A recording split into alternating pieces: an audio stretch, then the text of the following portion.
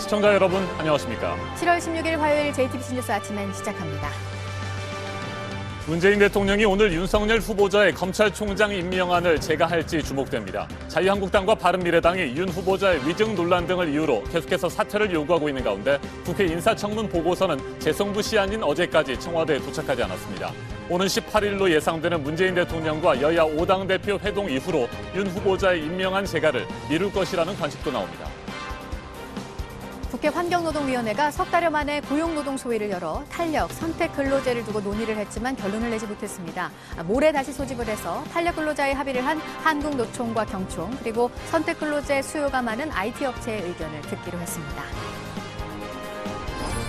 서울 광화문 광장에 설치됐던 우리공화당의 천막들이 오늘 새벽 철거됐습니다. 서울시의 행정 대집행을 앞두고 우리공화당 측이 자진 철거에 나선 겁니다. 새벽 5시에 시작된 철거 작업은 10분 만에 끝났고 양측의 물리적 충돌은 발생하지 않았습니다.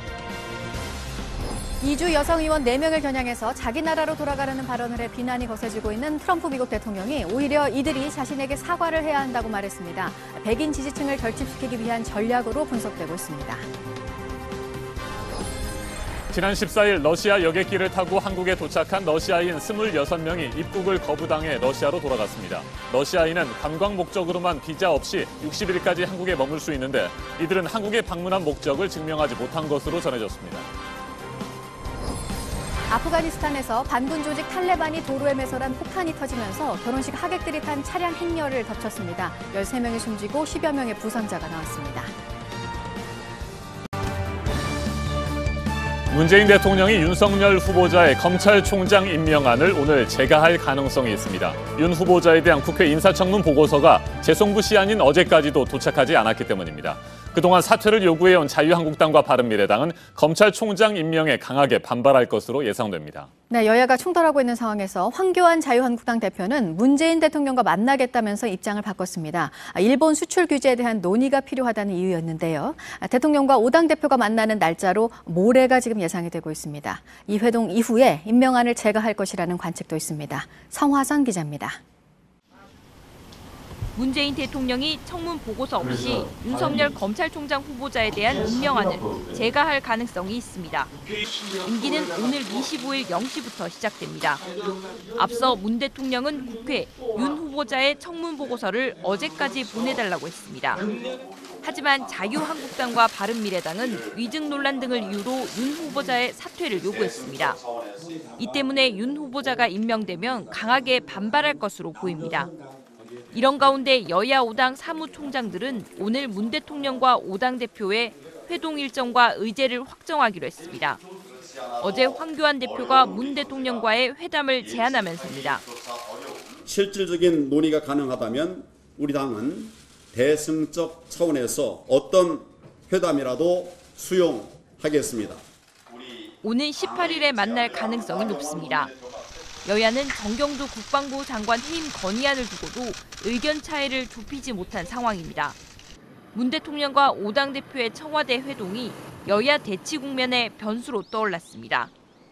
JTBC 성화선입니다. 근로기준법 개정안을 논의하는 국회 환경노동위원회 고용노동소위가 어제 석 달 만에 열렸습니다. 주 52시간 근무제에 따른 탄력근로제 단위기간 확대 등을 협의했는데 결론을 내리지 못했습니다. 민주노총은 내년도 최저임금 2.9% 인상에 반발하면서 최저임금위원회에서 전원 사퇴하기로 했습니다. 송승환 기자가 보도합니다.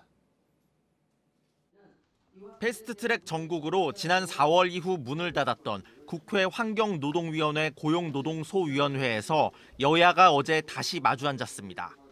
자유한국당은 탄력 근로제 단위 기간을 현행 3개월에서 6개월로 확대하자는 더불어민주당과 정부의 제안을 받아들이기로 했습니다. 대신 선택적 근로시간제의 정산 기간을 현행 1개월에서 3개월로 늘리자고 했습니다. 하지만 민주당이 이를 받아들이지 않아 회의는 성과 없이 끝났습니다. 탄력 근로제와 선택적 근로시간제는 모두 일정 기간에 일하는 시간을 늘리거나 줄여서 평균 노동 시간을 주 52시간에 맞추는 제도입니다. 다만 선택적 근로시간제는 노동자가 출퇴근 시간을 스스로 정할 수 있고 주당 노동 시간에 제한이 없습니다. 여야는 모레 고용노동 소위를 다시 열고 한국노총과 경총, IT 업체 등을 불러 의견을 듣기로 했습니다. 민주노총은 어제 기자회견을 열어 최저임금위원회 근로자위원회에서 전원 사퇴하겠다고 밝혔습니다. 문재인 정부가 최저임금 10,000원 공약을 지키지 못한 것에 대한 반발입니다. 민주노총은 경제성장률과 물가 인상률을 더한 3.6%에 못 미치는 2.9% 인상은 사실상 삭감이라고 주장했습니다. 김명환 민주노총 위원장은 오는 18일 예정대로 총파업을 열겠다고 말했습니다. JTBC 송승환입니다.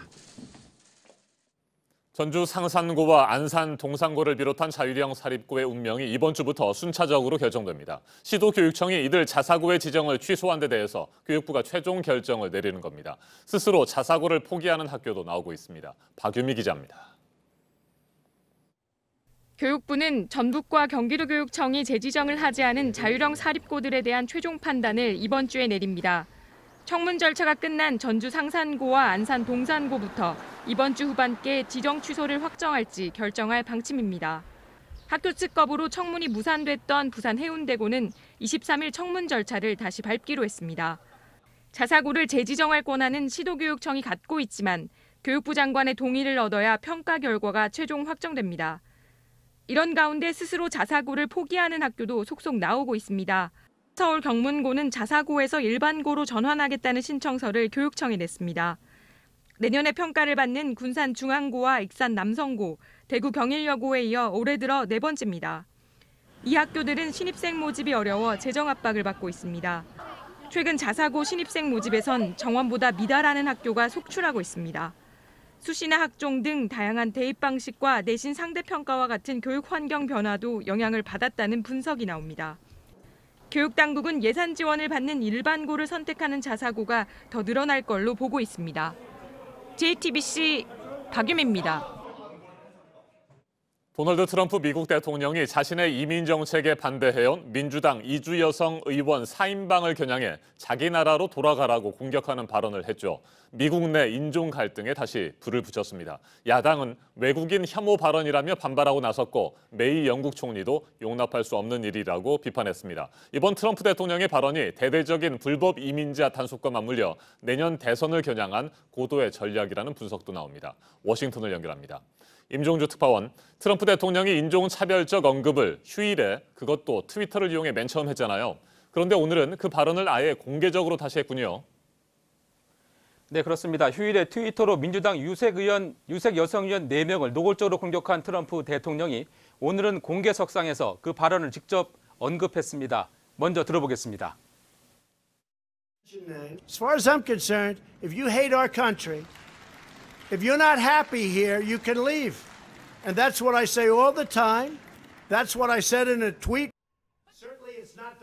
트럼프 대통령은 또 여성 의원들의 끔찍하고 역겨운 행동이 많은 사람들을 화나게 했다면서 미국과 대통령실에 사과하라는 요구도 했습니다. 네, 인종차별적 발언에 대한 미국 내 반발 어느 정도로 커지고 있습니까? 네, 민주당 대선 주자들은 트럼프 대통령을 맹비난하고 나섰습니다. 조 바이든 전 부통령은 인종차별과 외국인 혐오는 미국에서 설 자리가 없다고 비판했고 다른 주자들도 비미국적인 것이라고 성토했습니다. 여성 의원 4인방과 이주민 보호 법안을 놓고 이견을 보여온 낸시 펠로시 하원 의장도 트럼프 대통령의 외국인 혐오 발언을 거부한다며 4인방을 지원하고 나섰습니다. 네, 트럼프 대통령에 대한 비판 대열에 영국 메이 총리까지 가세를 했군요. 네, 영국 총리실 대변인은 트럼프 대통령의 발언은 완전히 용납할 수 없다는 것이 메이 총리의 생각이라며 비판에 가세했습니다. 트럼프 대통령과 메이 총리는 킴 데럭 미국 주재 영국 대사의 트럼프 행정부 비판 메모 유출을 놓고 최근 갈등을 빚어오기도 했습니다. 네, 임종주 특파원. 미국 언론들도 이 문제를 매우 중요하게 다루고 있다고 들었습니다. 트럼프 대통령의 발언, 내년 대선을 겨냥한 것이라는 분석이 많죠. 네, 트럼프 대통령이 지목한 여성 의원들은 지난해 중간 선거에서 의회에 입성한 코르테스와 오마르, 그리고 틀레이, 프레슬리 의원 등 4명입니다. 소말리아 난민 출신인 오마르 의원을 빼고는 나머지 3명은 이민자 후손으로 모두 미국에서 태어났습니다. 이 사실을 무시한 인종차별 발언은 투표자의 70%를 넘는 백인 유권자를 겨냥한 의도된 전략이라는 게 이곳 언론들의 대체적인 분석입니다. 네, 그러니까 편가르기 선거 전략이라는 건데 맞습니까? 지난해 중간선거 투표 통계를 먼저 보면요. 전체 인종 중 백인의 비율은 63.1%입니다. 그러나 전체 투표자 중 백인의 비율은 72.8%, 그러니까 70%를 넘습니다. 투표자 중 흑인의 비율은 12.4%, 히스패닉은 9.6%, 아시아는 3.7%에 불과합니다. 뉴욕타임스는 인종 편가르기로 어느 편의 설지를 요구한 것이라는 분석을 내놨습니다. CNN은 인종 분열을 선거에 이용하기 위한 전략으로 평가했습니다. 민주당 여성 의원 4명은 조금 전 공동 기자회견을 열고 트럼프 대통령 탄핵을 촉구하고 나서 파장은 더욱 커지고 있습니다. 지금까지 워싱턴에서 JTBC 임종주입니다. 다음 소식입니다. 한국에 온 러시아인 26명이 입국을 거부당했다고 러시아 언론이 전했습니다. 러시아인은 관광을 하러 왔을 때만 비자가 없어도 들어올 수 있고 취업을 해서 돈을 벌려면 비자가 필요한데요. 비자 없이 입국을 하려던 이들이 방문 목적을 증명하지 못했다고 그 이유를 설명했습니다. 송승환 기자입니다. 지난 14일 러시아 항공사 S7 여객기를 타고 한국에 도착한 러시아인 중 26명의 입국이 거부당했다고 러시아 인테르팍스 통신은 전했습니다. 러시아인은 관광을 하러 온 경우에만 비자 없이 한국에 입국이 가능한데 이들은 한국에 방문한 목적을 증명하지 못했다는 겁니다. 주한 러시아 대사관은 이들이 15일 오후 항공편을 이용해 모두 본국으로 돌아갔다고 설명했습니다. S7 항공사는 시베리아 지역 항공사인데 인천 노선을 운항하고 있습니다. 한국과 러시아는 2013년 11월 비자 면제 협정을 체결했습니다. 이에 양국 국민은 2014년 1월부터 일반 여권이나 여행 증명서를 가지고 있으면 비자 없이 60일까지 머무를 수 있습니다. 하지만 최근 관광을 핑계로 비자 없이 한국에 들어와 불법으로 취업을 해 돈벌이를 하는 사례가 늘자 정부가 단속을 강화한 겁니다. 근로활동이나 장기간 유학 등을 위해 양국을 방문할 때는 비자를 받아 입국해야 합니다. JTBC 송승환입니다. 미국과의 평화 협상을 재개했지만 아프간에서 각종 공격을 이어가고 있는 반군 조직 탈레반이 또 사상자를 냈습니다. 도로에 폭탄을 묻어 설치를 했고 이게 터지면서 차량에 타고 있던 결혼식 하객 13명이 숨졌습니다. 안태훈 기자입니다. 긴급하게 이동하는 구급 차량들. 병원에 도착하자 의료진들이 분주하게 움직입니다. 아이들의 울음소리는 끊이지 않습니다.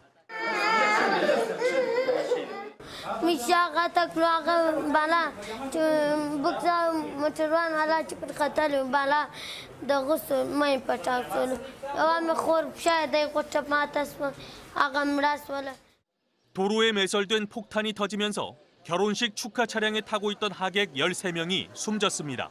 앞서 9명이 숨진 것으로 알려졌는데 이후 더 늘어난 것입니다. 사망자 중에는 어린이도 포함됐습니다. 18명은 크고 작은 부상을 입었습니다. 폭발은 현지 시간 15일 오후 아프가니스탄 남부 칸다하르 주에서 하객들이 탄 차량 행렬이 이동하던 중 발생했습니다. 폭탄을 도로에 매설해 공격하는 건 이슬람 무장단체 탈레반의 전형적인 테러 방법입니다. 하지만 탈레반은 아직 아무런 반응도 내놓지 않고 있습니다. 탈레반은 미국과 평화 협상을 재개한 뒤에도 민간인들에 대한 공격을 이어가고 있습니다. JTBC 안태훈입니다. 인도 북부에서 식당 등이 있는 3층짜리 건물이 무너지면서 7명이 목숨을 잃었고 10여 명을 찾기 위한 수색 작업이 계속되고 있습니다. 최근 비가 내리면서 지반이 약해져서 난 사고로 추정이 됐습니다. 또 인도 서부에서는 운행을 하던 놀이기구가 부서져서 떨어지면서 2명이 숨지고 20여 명이 다쳤습니다. 구혜진 기자입니다. 사람들이 돌무더기로 옮깁니다. 여럿이 분주하게 움직여보지만 남은 잔해를 치우기엔 역부족입니다. 인도 북부 히마찰 프라데시 지역에서 3층짜리 건물이 무너졌습니다. 건물에는 식당과 게스트하우스 등이 있었는데 사고 당시 식당에 들른 군인과 가족 수십 명이 건물 더미에 깔렸습니다. 27명이 구조됐지만 7명이 목숨을 잃었고 12명이 아직 잔해 아래 깔려 있는 걸로 추정됩니다. 발견된 사망자 7명 중 6명은 군인이고 1명은 건물 주인의 아내로 드러났습니다. 구조당국은 최근 이 지역에 내린 비로 지반이 약해져 건물이 무너진 것 같다고 설명했습니다. 회전하던 놀이기구가 갑자기 축이 구부러지더니 빠르게 아래로 떨어집니다. 부서진 놀이기구 좌석 아래엔 탑승객이 신었던 신발만 남아 있습니다. 이날 인도 서부 구자라트주의 한 놀이공원에선 놀이기구가 떨어져 2명이 숨지고 27명이 다쳤습니다. 현지 구조당국은 놀이기구 축인 파이프가 부러지면서 기구가 무너졌다고 설명했습니다. JTBC 구혜진입니다. 일본의 수출 규제 조치가 나온 지 열흘이 넘은 상황입니다. 미국의 뉴욕타임스가 이와 관련해서 보도한 내용이 하나 있어서 전해드리려고 하는데요. 아베 일본 총리가 트럼프 미국 대통령을 따라하고 있다고 지적을 했습니다. 보도 연결해서 알아보겠습니다. 이재승 기자, 트럼프 대통령처럼 자유무역에 타격을 가하고 있다는 거죠? 네, 그렇습니다. 뉴욕타임스는 일본이 트럼프를 따라하며 한국에 대한 무역에 활용하고 있다고 기사 제목을 뽑았습니다. 트럼프 미국 대통령이 국가안보 등을 이유로 관세 폭탄과 수출 제한 조치를 해온 것을 아베 일본 총리가 그대로 따라했다고 지적한 겁니다. 뉴욕타임스는 아베 총리가 지난달 말 오사카 G20 정상회의에서 자유롭고 개방된 경제는 글로벌 평화와 번영의 근간이라고 말했는데 불과 이틀 뒤에 한국에 대한 수출 규제로 자유무역에 타격을 가했다고 전했습니다. 네, 그리고 인류가 처음으로 달 표면에 발을 디딘 지 올해가 50주년이 딱 되는 해고요. 딱 그날이 나흘 뒤입니다. 세계 곳곳에서 부분 월식이 관측이 될 거라고 하는데 우리나라에서도 볼 수 있습니까? 네, 그렇습니다. 우리나라에선 제헌절인 내일 새벽에 달이 지구 그림자의 60%가량 가려지는 부분 월식을 볼 수 있습니다. 한국천문연구원은 내일 새벽 5시 1분 18초에 부분식이 시작되고 6시 30분 48초에 최대식이 진행된다고 밝혔습니다. 다만 우리나라에서 달이 지는 시각이 5시 23분이라서 최대로 가려지는 최대식 모습은 볼 수 없을 것 같습니다. 월식은 태양과 지구, 달이 일직선상으로 이렇게 늘어설 때 발생하는 현상으로 지구의 그림자 속으로 달이 들어가는 것을 말합니다. 우리나라에서 달 전체가 지구 그림자에 가리는 개기월식은 2021년 5월 26일에 볼 수 있습니다. 네, 끝으로 오늘 새벽 1시쯤에 인천항을 출발해 중국으로 가던 여객선 기관실에서 불이 났다는 소식입니다. 배에는 승객 150명과 선원 50명가량이 타고 있는데 현재까지 부상자는 없는 것으로 전해졌습니다. 불은 기관실 밖으로 번지지 않았지만 배 운행이 불가능해지면서 승객들은 갑판으로 대피했습니다. 해경은 조금 전 6시 7분쯤에 승객들을 3,000톤급 경비함으로 모두 옮겨 태우고 인천항 국제여객터미널로 이송하고 있습니다. 지금까지 아침엔 지금 JTBC 이재승입니다. 이번에는 오늘 아침 체크해봐야 할 뉴스들을 분야별로 살펴보겠습니다. 먼저 정치 분야입니다. 심상정 정의당 신임 대표가 취임 인사차 여야 대표들을 만나 선거제 개혁의 필요성을 거듭 강조했습니다. 더불어민주당 이해찬 대표에게는 역사적 책임감을 갖고 정치 개혁을 이끌어달라고 당부했습니다. 자유한국당 황교안 대표에게는 합법적인 입법 절차를 통해 패스트트랙으로 지정된 것을 존중하고 선거제 개편 논의에 진지하게 참여해달라고 압박했습니다. 바른미래당 손학규 대표가 추석 전 당 지지율이 10%가 안 되면 사퇴하겠다고 했던 약속과 관련해 약속이 유효한지 아직 답변하지 못하겠다고 말했습니다. 당이 분열된 상태에서 싸움이 혁신위원회까지 확대될지 몰랐다며 지지율 상승이 현실적으로 가능한지 봐야 한다고 덧붙였습니다. 사실상 약속을 번복한 것으로 해석되면서 논란이 일고 있습니다. 아시아 4개국을 순방 중인 이낙연 국무총리가 어제 중앙아시아 타지키스탄에 도착했습니다. 2박 3일 동안 머문 뒤 키르기스스탄으로 이동합니다. 총리실은 이 총리의 중앙아시아 2개국 방문이 지난 4월 문재인 대통령의 중앙아시아 3개국 순방에 이어 신북방 정책의 핵심 지역인 중앙아시아 5개국 순방을 완성하는 의미를 갖는다고 설명했습니다. 반도체 핵심 소재에 대한 한국 수출을 규제하고 있는 일본에게 전국 경제인 연합회가 재고를 부탁한다는 입장을 전했습니다. 수출 심사를 우대해주는 화이트리스트에서 한국을 제외하면 규제 품목은 앞으로 더 늘어날 것을 우려하면서 이는 일본 대표 기업들의 피해로 이어진다는 내용의 정책 건의서를 일본 경제산업성에 전달했습니다.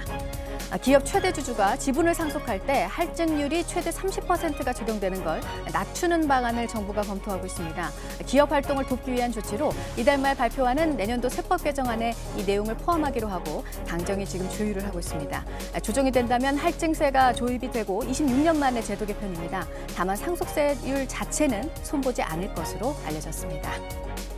서울 민간 아파트의 평균 분양 가격이 1년 전보다 21% 급등한 것으로 조사됐습니다. 3.3제곱미터당 2,678만 원이었습니다.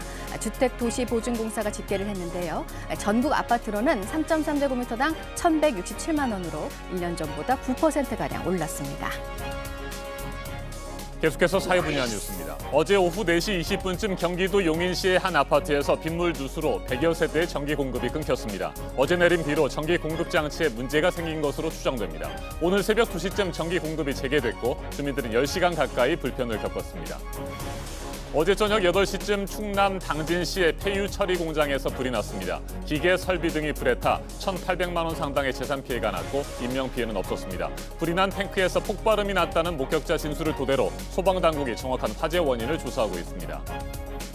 인천 영종도 을왕산에서 채집된 반점 날개 진모기에서 댕기열의 원인이 되는 댕기 바이러스 유전자가 발견됐습니다. 댕기열 바이러스가 있는 모기가 국내에서 발견된 것은 처음입니다. 질병관리본부는 최근 동남아 지역에서 댕기열이 급증하고 있고 항공기를 통해 모기가 유입됐을 가능성이 높다며 감염 경로에 대한 추가 조사를 진행 중이라고 밝혔습니다. 천주교 정의구현 전국사제단이 서울 광화문 광장에서 거리 미사를 열었습니다. 한반도의 평화를 염원했습니다. 앞으로 매주 월요일마다 미사를 열 예정입니다. 처음 열리는 평창 남북평화영화제가 다음 달 16일부터 닷새 동안 열립니다. 평화를 주제로 한 북한 영화들과 난민 또 인권 문제를 다룬 전 세계 80여 편의 영화가 상영이 됩니다. 서울 팝스 오케스트라가 내일 저녁 서울예술의 전당에서 창단 31주년을 기념하는 음악회를 엽니다. 하성우 지휘자가 작곡한 3.1절 100주년 기념 헌정곡을 비롯해서 독특한 색깔이 담긴 곡들을 들을 수 있습니다. 장르를 넘나드는 다양한 협연이 펼쳐질 예정입니다. 국회 패스트트랙 지정을 놓고 충돌하면서 벌어진 고발전으로 경찰의 수사 대상이 된 국회의원 가운데 민주당 백혜련, 정의당 윤소아 원내대표가 오늘 경찰에 처음으로 출석합니다. 한국당에 의해 고발이 됐습니다. 내일은 민주당 의원 3명이 이어서 조사를 받고요. 가장 많은 소속 의원이 수사 대상인 한국당은 여전히 출석 의사를 밝히지 않고 있습니다. 통일부의 서호 차관이 오늘 일본에 갑니다. 한반도 국제평화포럼에 참석하기 위해서인데요. 2박 3일 일본에 머무는 동안 일본 정부 관계자와 만나는 것도 추진을 하고 있습니다. 한일 간의 갈등 속에 성사가 될지 관심입니다. 집단 성폭행 혐의 등을 받고 있는 가수 정준영, 최종훈 씨 첫 정식 재판이 오늘 열립니다. 출석 의무가 없는 공판 준비 기일에도 법정에 나왔던 두 사람은 혐의를 전면 부인했습니다. 주목할 만한 분야별 뉴스들 체크해드렸습니다. 이어서 기상정보입니다. 밤사이 많은 비가 쏟아졌고 지금도 곳곳 소나기가 지나고 있습니다. 안개도 끼어있는 등 시야 상황이 좋지 않아서 안전운전하셔야겠습니다. 저녁까지 소나기 소식이 있는데요. 오전에는 주로 중북부 지역에 집중되겠고 오후에는 내륙 대부분 지역에 쏟아지겠습니다. 미세먼지는 일평균 보통 수준 예상되지만 대기 정체로 인해 중서부 지방은 농도가 다소 높겠습니다. 오늘 낮 기온은 서울이 31도, 전주와 광주 32도, 대구는 30도까지 오르면서 어제보다 더 덥겠습니다. 북한도 곳곳 소나기가 지나는 가운데 낮 기온은 30도 안팎으로 예상됩니다. 내일도 경기 동부와 강원 영서에는 오후 한때 소나기가 지나겠습니다. 한편 내일부터 금요일까지 남부지방 중심으로 장맛비 소식이 있습니다. 기상정보였습니다.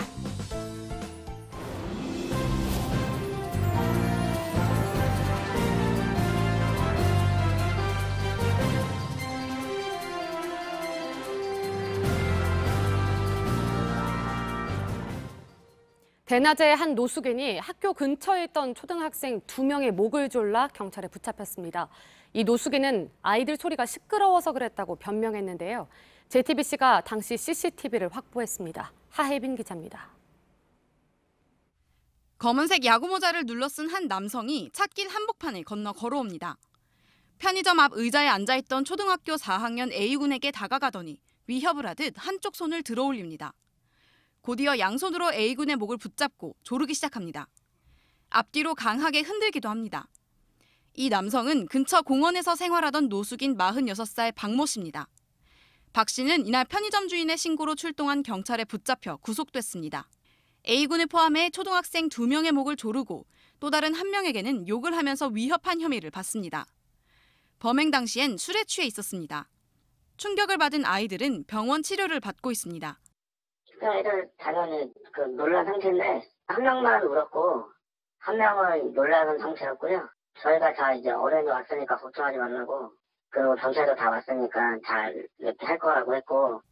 박 씨는 경찰 조사에서 길 건너편에서 아이들이 떠드는 소리가 시끄러워서 목을 졸랐다고 말했습니다.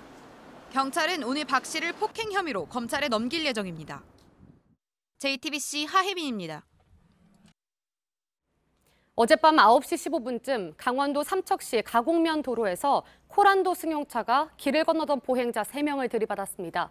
이 사고로 1명이 숨지고 2명이 크게 다쳐 병원에서 치료를 받고 있습니다. 이들은 마을버스에서 내린 뒤 길을 건너다 사고를 당한 것으로 알려졌습니다. 경찰은 운전자 등을 상대로 사고 경위를 조사하고 있습니다. 서울 관악구 신림동 혼자 사는 여성의 집에 침입해 강간을 시도한 40대 남성이 경찰에 구속됐습니다.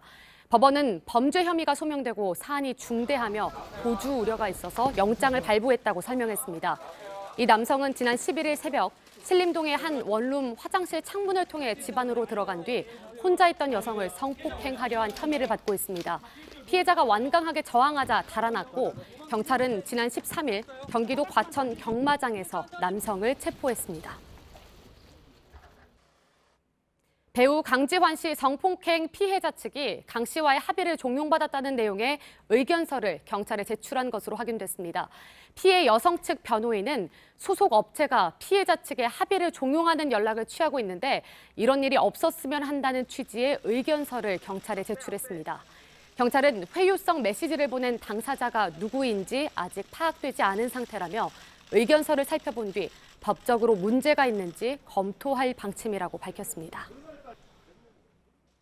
서울 광화문 광장에 설치됐던 우리공화당의 천막들이 오늘 새벽 철거됐습니다. 서울시 행정 대집행을 앞두고 우리공화당 측이 자진 철거에 나선 겁니다. 현장 취재 기자를 연결합니다. 김태영 기자, 우리공화당 측이 천막 자진 철거에 나선 시간이 오늘 새벽 5시쯤이잖아요. 지금은 모두 철거가 됐습니까? 네, 오늘 오전 5시쯤 우리공화당 측은 자신들이 세운 천막을 스스로 철거하기 시작했습니다. 철거 작업은 약 10분 만에 완료됐습니다. 우리공화당 측이 자진해서 한 만큼 철거 작업도 질서 정연하게 이루어졌습니다. 한때 공화당 측은 천막을 다시 세종문화회관 인도 쪽으로 옮겨 설치했습니다. 지금은 모두 치워진 상황입니다. 앞서 우리공화당 관계자들은 서울시 관계자 1000여 명, 경찰 인력 1200여 명과 도로를 사이에 두고 대치하기도 했습니다. 물리적인 충돌은 없었습니다. 네, 그동안 계속해서 버텨온 우리공화당 측이 갑자기 자진 철거에 나선 이유는 뭘까요? 네, 서울시의 철거 작업 의지에 대한 부담을 느낀 것으로 보입니다. 한 공화당 관계자는 우리 당원들을 지키기 위해 내린 결정이었다고 말했습니다. 앞서 어제 민감용 경찰청장은 엄정 대처 방침을 밝혔습니다. 문재인 대통령이 지난번 철거 과정에서 미온 대응을 지적한 이후 방침이 좀 바뀐 겁니다. 하지만 불과 어제만 해도 공화당 측은 서울시의 행정 대집행에 대해 강력하게 대응하겠다는 방침이었습니다. 불과 하루 만에 입장을 바꾼 겁니다. 네, 김태영 기자, 우리공화당이 서울시의 행정 대집행을 앞두고 광화문 광장에서는 자진 철거를 했습니다. 그런데 또다시 천막을 칠 가능성은 없을까요?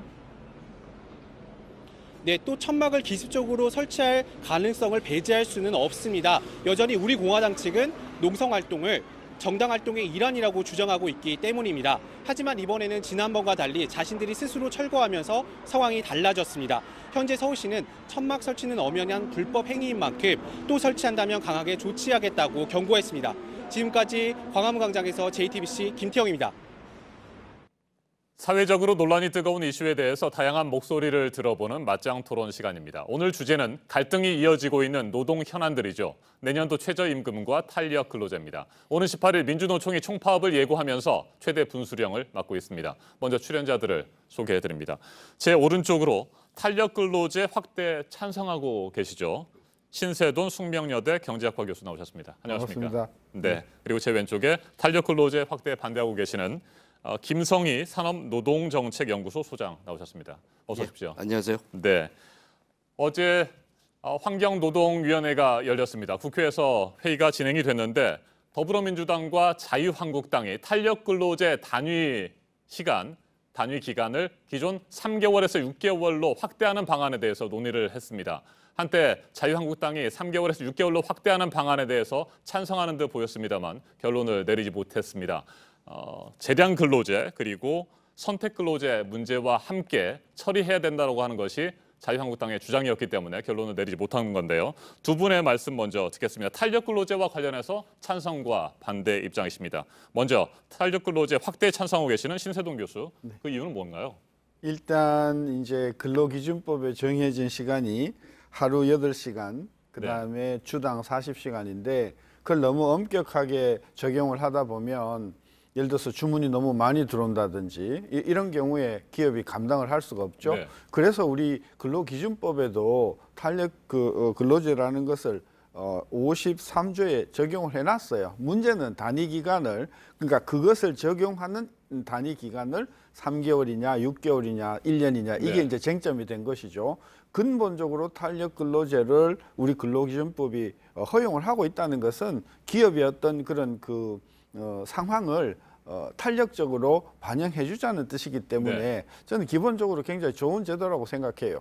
네, 당초 자유한국당에서는 3개월에서 6개월이 아니라 1년까지 늘려야 된다 이렇게 주장을 하지 않았습니까? 그렇죠. 그러면 교수님께서는 1년으로 늘리는 것이 타당하다고 보십니까? 저는 원칙적으로 이 문제는 노사 간의 합의에 맡겨야 된다고 생각을 하는 건데 이제 워낙 이제 그동안에 어떤 근로자를 혹사한 부분이 있어서 뭐 정하는 것은 좋은데 기본적으로 3개월에서 6개월로 연장을 하는 그런 이제 시점에서 요즘 워낙 경제가 안 좋다 보니까 기업에서는 조금 더 좀 여유 있게 1년 정도를 해달라는 요구가 있으니까 그런 기업의 요구를 외면할 수는 없지 않는가. 저는 그런 차원에서 이제 한 당은 이제 1년으로 연장하자는 그런 견해를 갖고 있는 것 같아요. 네, 김성희 소장께서는 탄력 근로제 확대 기본적으로 반대 입장을 가지고 계시죠? 예, 그렇습니다.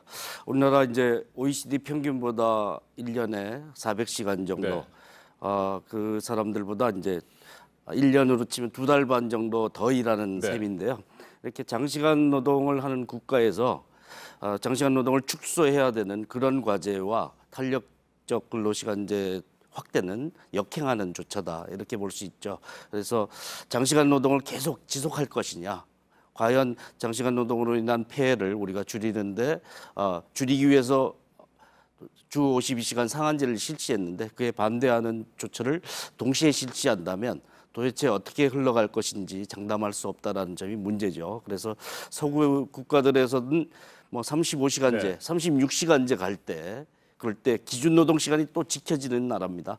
시간의 노동이 우리나라처럼 일상화된 국가가 아닌 나라들에서 탄력제를 도입하는 것이지 이렇게 장시간 노동이 일상화된 나라에서 시간의 노동을 매일 하듯이 하는 나라에서 이런 탄력제 시간제도를 운영하는 것은 장시간 노동을 계속 온전시키는 그런 방법밖에 되지 않는다라고 봅니다. 그렇다면 김 소장께서는 탄력 근로제 기존 단위 기간 3개월을 유지하는 것이 타당하다 이렇게 보십니까? 뭐 기간 문제로 좁혀서 논의를 하게 되면 노동시간과 관련된 우리가 많은 논의를 놓치게 되는데요. 그 자체가 사실은 프레임을 좁혀서 기간을 더 늘려야 되느냐 말아야 되느냐, 그래서 그 중간을 취하자 이런 논의로 흘러가는 것은 노동시간 문제에서 우리 사회가 지금 직면하고 있는 과제를 너무 좁혀서 잘못 흘러가게 하는 것이다 이렇게 봅니다. 네, 그렇지만 국회 환경노동위원회에서 현재 쟁점이 되고 있는 것은 바로 탄력 근로제 단위 기간을 3개월에서 6개월 아니면 뭐 1년까지 늘릴 것이냐 이 부분 아니겠습니까?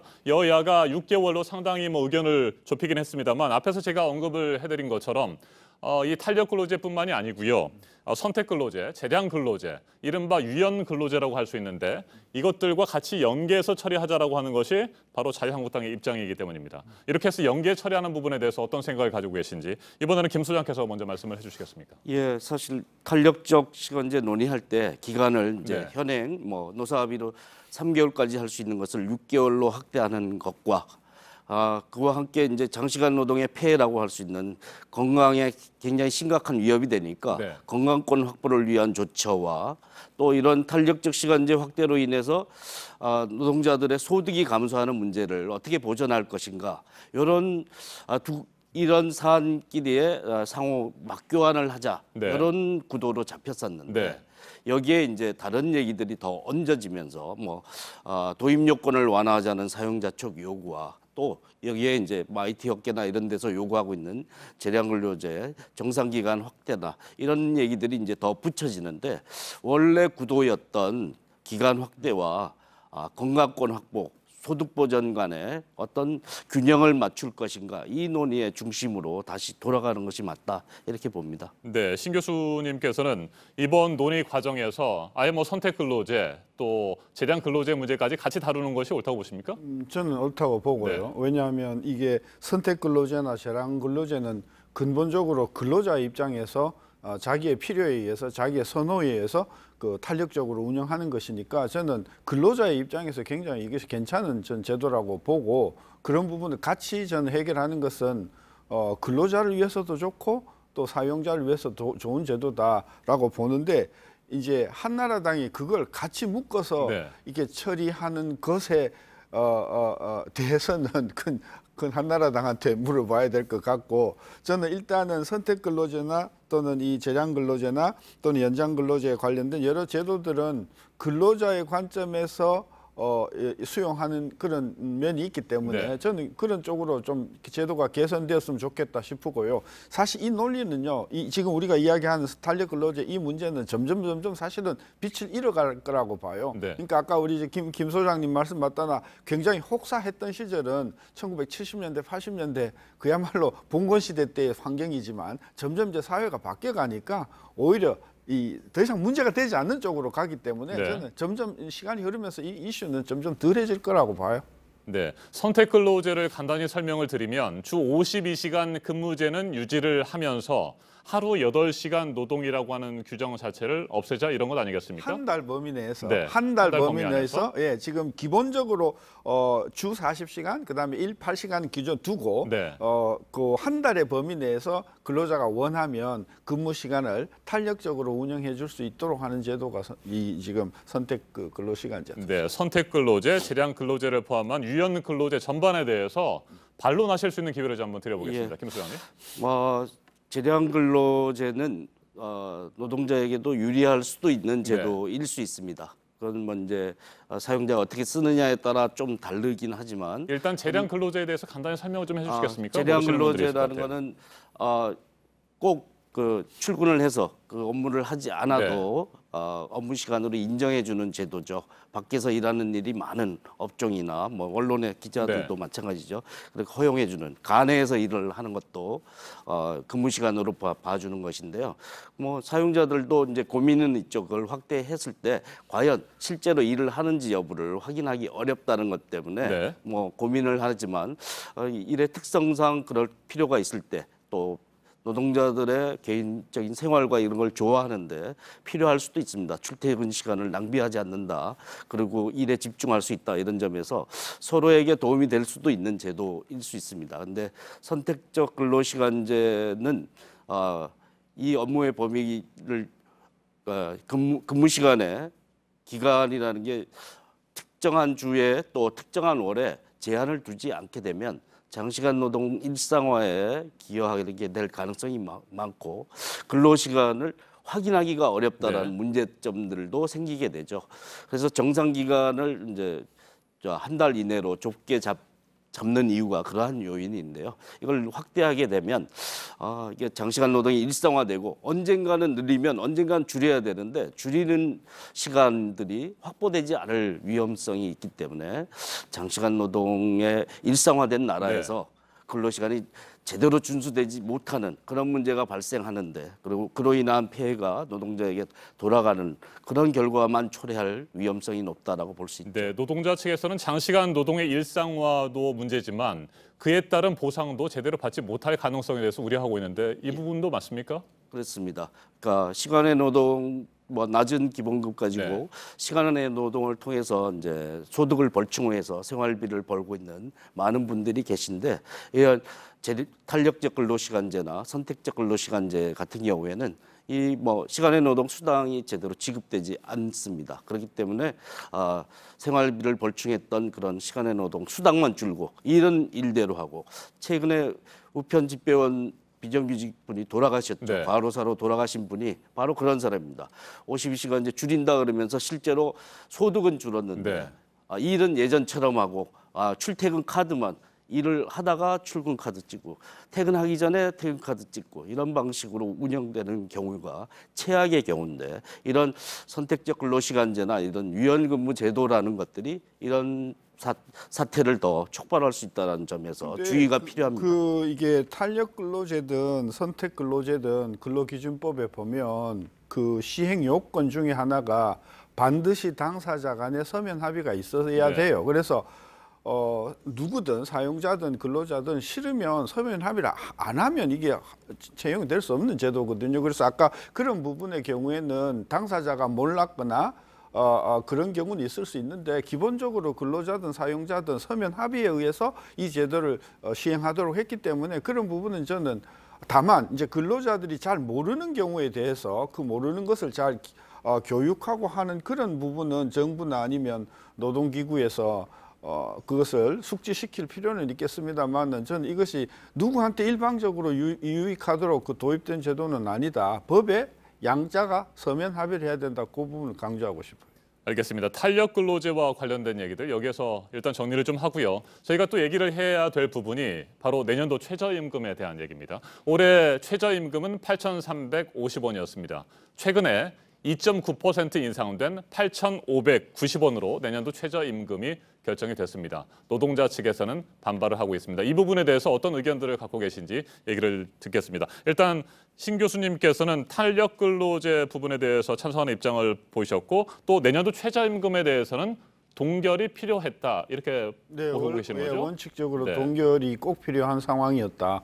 지금 경제가 너무 안 좋으니까 추가적인 부담을 주면 안 되겠다 해서 저는 동결을 지지했는데 뭐 이번에 이제 어렵게 2.87% 240원 인상하기로 합의를 했으니 더 이상 이 문제 가지고 저는 사회적인 물의를 일으키는 것은 바람직하지 않다는 차원에서 저는 일단은 수용하는 편이고요. 다만 240원 곱하기 주 52시간 곱하기 4주 곱하기 1년 하면은 한 근로자당 한 60만 원 조금 안 되는 돈을 추가적으로 더 부담을 해야 돼요. 자영업자가. 따라서 이 1인당 60만 원 곱하기 최저임금을 받는 사람을 한 300만 명으로 봤을 때 들어가는 돈이 한 1조 8천억에서 한 2조 정도 되더라고요. 그래서 이 부분에 대해서는 정부가 그동안 여러 가지 일자리 안정 자금이라든지 이런 예산이 있었으니까 저는 그런 차원에서 추가적으로 부담이 생기는 한 2조 정도에 대해서는 자영업자든 중소기업이든 최저임금 인상분에 대한 어떤 그런 재정적인 보완이 꼭 필요하다. 저는 그래서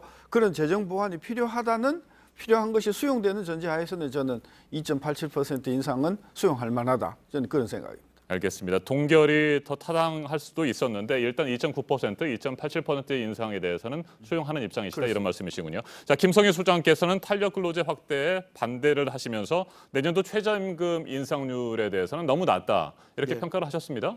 예, 그렇습니다.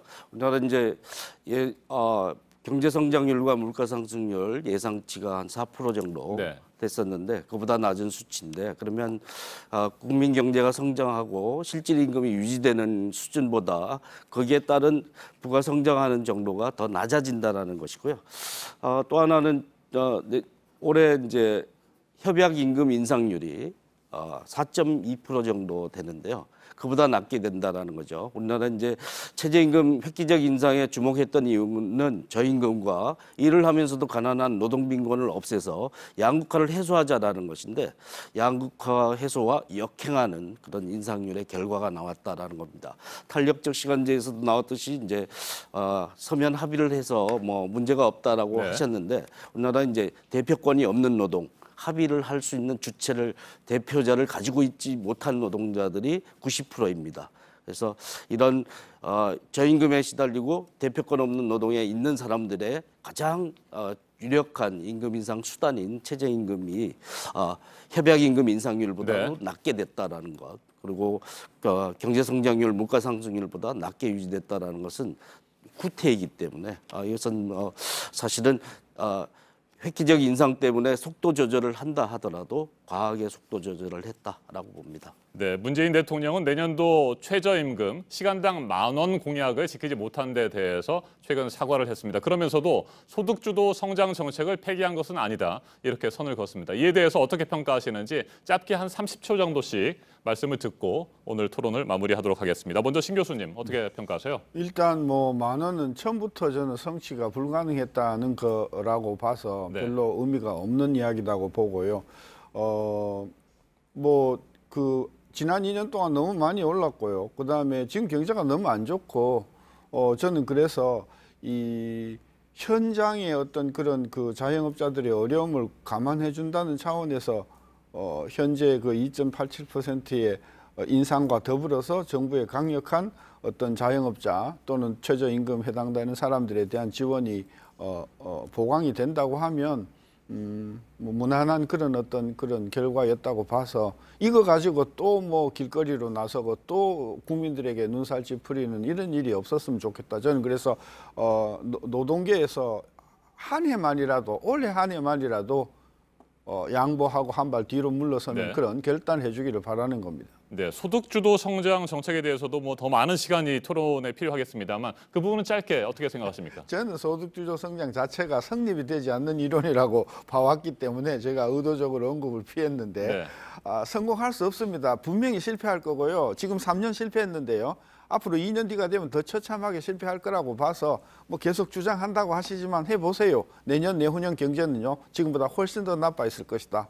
단언합니다. 알겠습니다. 거기까지 듣고요. 김성인 소장께서는 문재인 대통령의 만원 공약 지키지 못한 데 대한 사과 그리고 소득주도 성장 정책 간단히 말씀해 주십시오. 두 번의 사과를 하셨죠. 3년 안에 10,000원 달성하는 거 못했다. 2020년까지 하는 거 못하고 또 임기 내 하는 것까지 못한다라는 지금 사과를 하신 것인데요. 뭐 여러 가지 여건상 불가피한 측면을 가지고 있습니다. 그러나 우리가 이제 최저임금 1만 원을 대선 때 모든 후보가 임기 내에 달성하겠다라고 한 이유는 저임금과 노동빈곤의 문제가 심각하다라는 것이고 양극화 해소의 방향으로 가야 된다라는 그런 시대 정신이 있었다라고 봅니다. 이 문제는 어떻게 된 것인가에 대해서 그러면 이 문제를 보완할 방법으로 소득주도 성장의 유지를 얘기하셨는데 소득주도 성장을 유지하는 비정규직의 문제라든가 노동시간 단축의 문제를 더 전향적으로 해서 최저임금 속도 조절의 문제를 보완할 수 있는 방향이 필요하다라고 봅니다. 알겠습니다. 그리고 특히 이제 이제까지 뭐 3년 소득주도 성장 정책이 실패했다고 하는데 우리가 30년이 넘게 기업주도 성장 정책을 했는데 나라 모양이 사실은 양극화나 저임금의 문제를 해결하지 못하고 있다는 것이죠. 그래서 기업주도 성장과 소득주도 성장이라는 두 바퀴로 굴러가는 자동차를 만들자라는 그 정신이 다시 삐걱대지 않고 더 여전히 균형 있게 갈 수 있는 방향이 유지되는 것이 필요하다. 그러기 위한 보완책이 꼭 마련돼야 된다고 봅니다. 알겠습니다. 지금까지 신세돈 숙명여대 경제학과 명예교수 그리고 김성희 산업노동정책연구소 소장이었습니다. 두 분 열띤 토론 잘 들었습니다. 감사합니다. 감사합니다.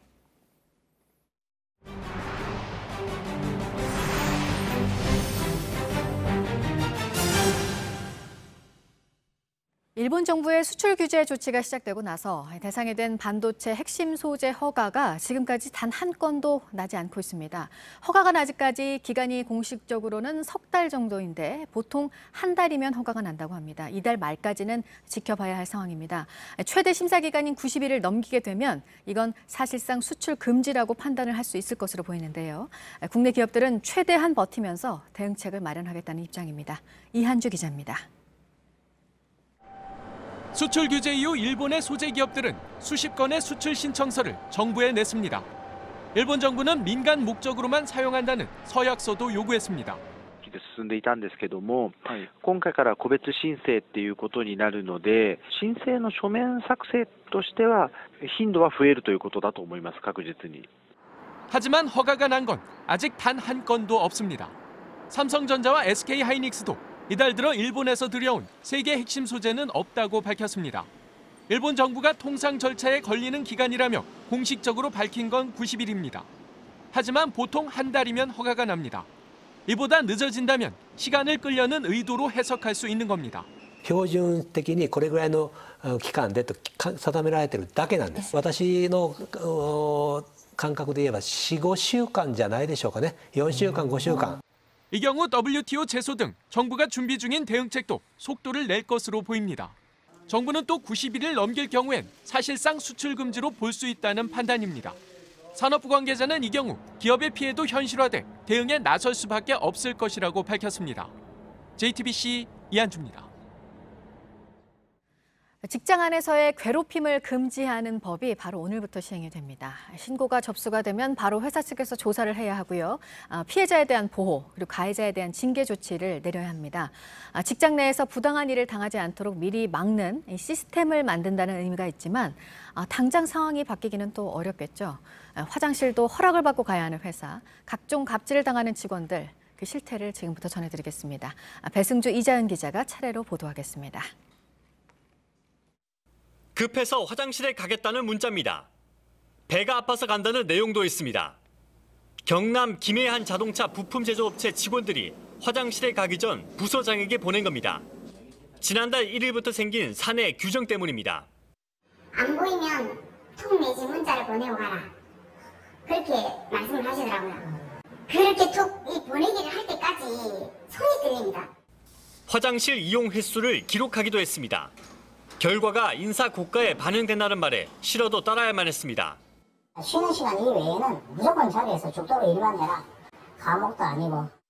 남성 상사를 둔 여성 직원들은 수치심을 느껴야 했습니다. 화장실을 제때 가지 않다가 여성 직원 4명이 급성 방광염에 걸렸습니다. 소장이랑 마주치는 순간에 그 수치심이 그게 정말 싫더라고요. 볼 일이 이제 보고 싶어도 자꾸 참다 보니까. 회사 측은 화장실 이용 시간을 줄여 생산성을 높여보려 했다고 설명했습니다. 근무시기탈이 많아가지고 저희적으로 생산성 향상을 하기 위해서 그밖에 없다. 논란이 커지자 사측이 최근 이 규정을 철회했지만 직원들의 반발은 쉽게 가라앉지 않고 있습니다. JTBC 배승주입니다. 초등학교 교사 A씨는 퇴근할 때마다 눈치가 보입니다. 어린이집에 다니는 아이를 데리러 가려면 학교에 허락을 받아야 하기 때문입니다. 굳이 그거 써야 되는 날엔 오늘 꼭 써야 돼. 아니면 애는 왜 이렇게 자주 아파? 현행법상 아이가 있는 교사는 일주일에 5일, 2시간 일찍 퇴근하는 특별 휴가를 사용할 수 있습니다. 하지만 A씨의 학교에선 일주일에 단 이틀만 특별 휴가를 사용하도록 했습니다. 한 사립고등학교 교사 B씨는 자녀가 입원했는데 자녀 돌봄 휴가를 쓰지 못했습니다. 전례가 생긴다는 이유로 학교 측이 받아주지 않았다고 주장했습니다. 한 초등학교 교장은 아는 딜러에게 자동차를 사라고 교사들에게 강요하기도 했습니다. 지난 한 달간 서울 지역 교사를 대상으로 갑질 실태를 조사한 결과입니다. 주로 휴가를 쓰는 과정에서 갑질을 당했다고 답한 교사가 10명 중 3명꼴로 가장 많았습니다.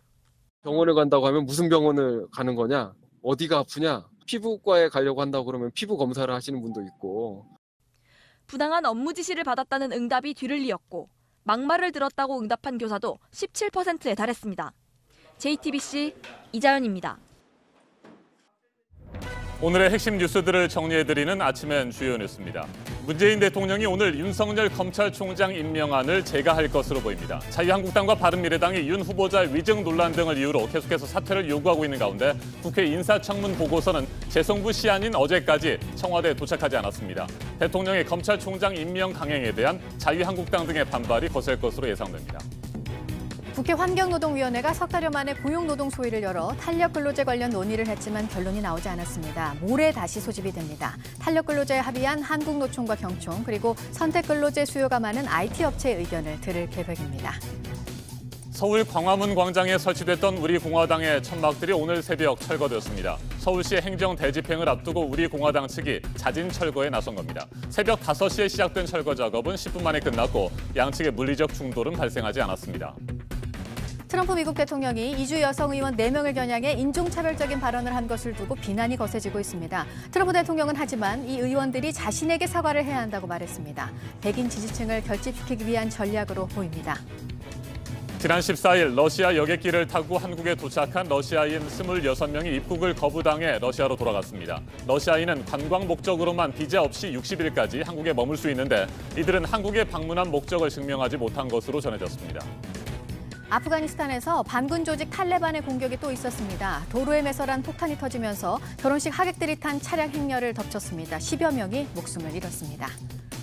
심상정 정의당 신임 대표가 취임 인사차 여야 대표들을 만나 선거제 개혁의 필요성을 거듭 강조했습니다. 더불어민주당 이해찬 대표에게는 역사적 책임을 갖고 정치 개혁을 이끌어달라고 당부했습니다. 자유한국당 황교안 대표에게는 합법적인 입법 절차를 통해 패스트트랙으로 지정된 것을 존중하고 선거제 개편 논의에 진지하게 참여해달라고 압박했습니다. 한국에 대한 수출을 규제하고 있는 일본에게 전국경제인연합회가 재고를 바란다는 내용의 정책 건의서를 전달했습니다. 수출 심사를 우대해주는 화이트리스트에서 한국을 제외하면 규제 품목은 앞으로 더 늘어날 것을 우려했습니다. 일본 대표 기업들의 피해로 이어진다고 설명을 했습니다. 국회 패스트트랙 지정 과정에서 여야가 충돌하면서 벌어진 고소고발전으로 경찰의 수사 대상이 됐죠. 경찰의 소환을 통보한 국회의원 18명 가운데 더불어민주당 백혜련 의원과 정의당 윤수와 원내대표가 오늘 경찰에 처음으로 출석합니다. 내일은 민주당 의원 3명이 출석할 예정인데 한국당 의원 13명은 아직까지 출석 의사를 밝히지 않고 있습니다. 지금까지 아침엔 주요 뉴스 정리해드렸습니다. 인도네시아의 한 항구에서 거대한 화물선이 크레인에 들이받는 사고가 있었습니다. 파나마 선적의 화물선이 부두에 다가오더니 부두에 줄지어 있는 크레인을 그대로 들이받습니다. 이 충격으로 컨테이너 하역용 골리앗 크레인 한 대가 그대로 주저앉았는데요. 현지 시간 14일 인도네시아의 주요 무역항이 있는 세마랑의 항구에서 벌어진 일입니다. 이 화물선 정박해 있던 다른 소형 화물선까지 들이받고 나서야 멈춰섰는데요. 이 사고로 크레인 아래에 있던 트럭 운전기사 1명이 다쳤습니다. 당국이 정확한 사고 원인을 조사하고 있습니다. 마치 바닷물이 모두 하늘로 빨려 올라갈 것 같은 기세입니다. 프랑스령 코르시카 섬에서 포착된 용오름인데요. 수면에는 가까이 다가오는 것은 모두 휩쓸어버릴 듯이 물보라가 위협적으로 회오리치며 빙빙 도는 모습입니다. 잠시 동안 위압감을 주었던 이 용오름, 다행히 다친 사람 없이 무사히 지나갔다고 합니다. 터키 이스탄불의 한 공항에서 출국 수속을 마친 여성이 비행기를 타기 위해 뜻밖의 경로를 선택했습니다. 수화물을 옮기는 컨베이어 벨트에 한 여성이 올라섭니다. 놀란 직원이 급히 작동을 멈췄는데요. 비행기를 처음 타보는 이 여성, 마치 무빙워크처럼 컨베이어 벨트가 비행기가 있는 곳까지 데려다준다고 착각한 모양입니다. 영상을 본 누리꾼들은 비행기를 타러 가는 생각지도 못한 길이라며 재미있다는 반응입니다. 레바논의 수도 베이루트에서 아찔한 다이빙 대회가 열렸습니다. 27m 높이의 절벽에 설치된 다이빙대에 오른 선수들 한치의 망설임 없이 뛰어내리는데요. 공중에서 화려한 묘기를 선보인 뒤 시원하게 풍덩 물에 빠집니다. 우열을 가리기 어려웠던 경기 끝에 여자 부문에선 호주 선수가, 남자 부문에선 영국 선수가 우승을 차지했다고 합니다.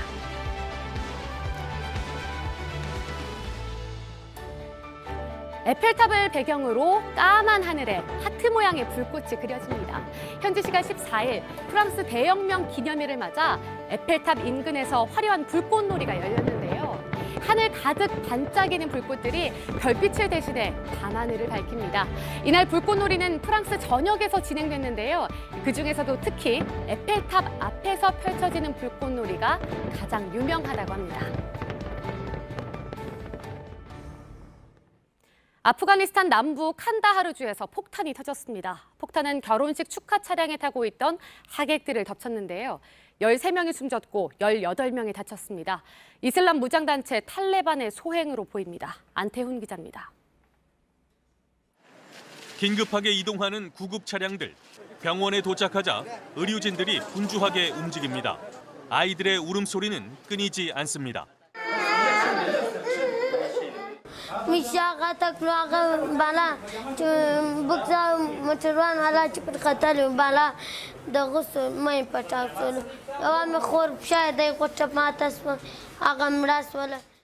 도로에 매설된 폭탄이 터지면서 결혼식 축하 차량에 타고 있던 하객 13명이 숨졌습니다.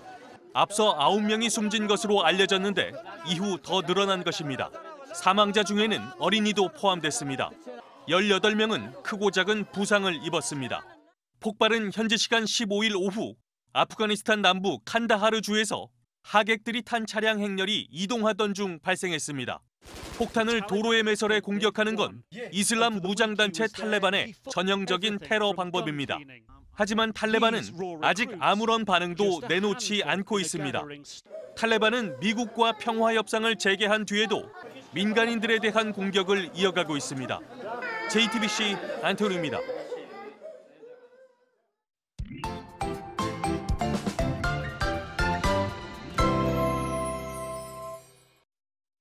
밤사이 전국 곳곳에 많은 비가 쏟아졌습니다. 일부 지역에는 아직까지도 비가 이어지고 있습니다. 현재 비 상황 알아보고 오늘의 날씨도 살펴보겠습니다. 김연아 캐스터, 지금은 어느 지역에서 비가 내리고 있습니까? 네, 보시는 것처럼 이렇게 밤사이 내륙 곳곳에 강한 빗줄기가 지났고요. 지금도 서울과 강원, 영서 등 중북부 지역에 집중이 되고 있습니다. 소낙성 강수인데요. 지역에 따라서 빗줄기도 강하고 그만큼 시야 상황도 좋지 않아서 출근길 운전하시는 분들 각별히 유의하셔야겠습니다. 네, 속도를 줄이고 꼭 안전 운전을 하셔야 되겠습니다. 밤사이 비가 많이 내렸는데 시민들의 반응은 어떻습니까? 네, 수도권에도 50mm 이상, 특히 영남 지방에는 100mm 가까이 쏟아진 곳도 있는데요. 비가 그친 줄 알고 빨래 널었는데 비가 또 온다. 네. 또 살다 비가 너무 시끄럽게 와서 깨는 건 처음이다. 또 거기에 전기가 나갔다는 분까지 여러모로 불편함 호소하신 분들 많았습니다. 네, 어제 오후 서울과 경기도 지역에도 짧은 시간에 아주 많은 비가 쏟아졌어요. 네, 오늘은 어떻습니까? 오늘도 비가 이어집니까? 네, 오늘도 곳곳에 강한 소나기가 계속됩니다. 대기 불안정으로 저녁까지 계속될 텐데요. 오전에는 주로 이렇게 중북부 지역에 집중이 되겠고요. 오후에는 내륙 대부분 지역으로 확대가 되겠습니다. 양은 최대 50mm로 다소 많겠고요. 오늘도 천둥 번개를 동반해서 요란하게 쏟아지는 곳이 많겠습니다. 네, 어제 그렇게 비가 내리면서도 낮 최고 기온은 30도 안팎까지 올라갔고요. 오늘은 어떻습니까? 네, 오늘은 어제보다 더 더워집니다. 네. 비는 내리지만 이렇게 더위가 기승을 부리겠는데요. 서울이 31도, 전주와 광주가 32도, 대구가 30도까지 오르겠습니다. 네, 서울, 청주 31도, 전주, 광주는 32도까지 올라가는군요. 네. 오늘 미세먼지 상황은 어때요? 네, 비가 와서 공기가 비교적 깨끗합니다. 전국이 일평균 보통 수준으로 예보가 돼 있습니다. 다만 대기 정체로 인해서 중서부 지방은 농도가 다소 높으니까요. 계신 지역의 대기질 정보 틈틈이 확인하시기 바랍니다. 네, 오늘의 날씨 키워드로 다시 한번 정리를 해볼까요? 네, 오늘의 날씨 키워드는 소나기 계속, 더위 계속입니다. 저녁까지 곳곳에 소나기가 이어지겠고요. 더위도 계속 기승을 부리겠습니다. 네, 비 소식과 기상 정보 잘 들었습니다. 김연아 캐스터 고생 많았습니다.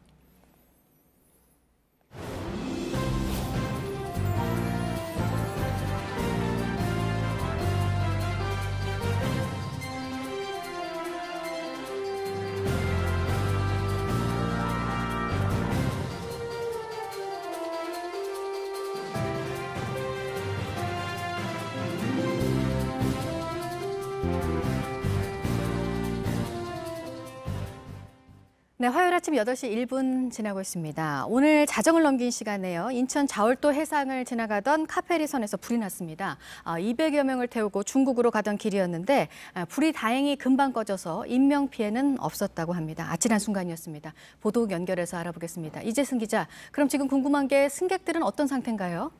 네, 인천해경은 승객 50명가량을 태운 경비함이 오전 8시를 전후해 인천항에 도착할 예정이다라고 밝혔었습니다. 그리고 승무원 50명은 사고 선박에 남아서 후속 조치를 하고 있다라고 했는데요. 저희가 7시 55분쯤에 조금 전에 인천해경과 통화를 했을 때까지는 아직까지는 인천항에 승객을 태운 이 경비함이 도착하지는 않고 있습니다. 불이 난 배에는 승객과 승무원 200명가량이 타고 있었는데요. 60대 중국인 여성 승객 1명이 정신적 충격으로 호흡곤란을 겪고 공기부양정을 타고 근처 인하대 병원으로 이송됐다는 소식이 조금 전 들어왔습니다. 화재는 오늘 새벽 1시쯤에 기관실에서 발생했는데요. 불은 선박 엔진 일부를 태웠지만 기관실 내부에 설치된 소화장치가 작동하면서 꺼졌습니다. 해경은 기관실 내 이산화탄소 등 유해가스를 외부로 배출한 뒤에 정확한 화재 원인을 조사할 예정입니다. 이어서 유저 지폐와 관련한 그린머니 사기가 발생했다는 소식입니다. 초록색 종이에 화학약품을 바르면 $100 지폐로 바뀐다는 일명 그린머니 사기에 3명의 피해자가 발생했습니다. 서울지방경찰청 국제범죄수사대는 지폐 위조 장면을 보여주며 투자비를 가로챈 혐의로 라이베리아 국적 38살 A씨를 구속했습니다.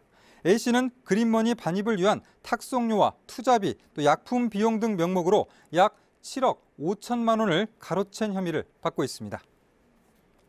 최근에 유럽 폭염도 그렇고요. 전 세계적으로 이상기후 현상들이 나타나고 있습니다. 이 대응을 촉구하는 시위가 영국에서 있었네요. 네, 그 영국 기후변화방지 단체, 일명 그 멸종저항이라는 이름인데요.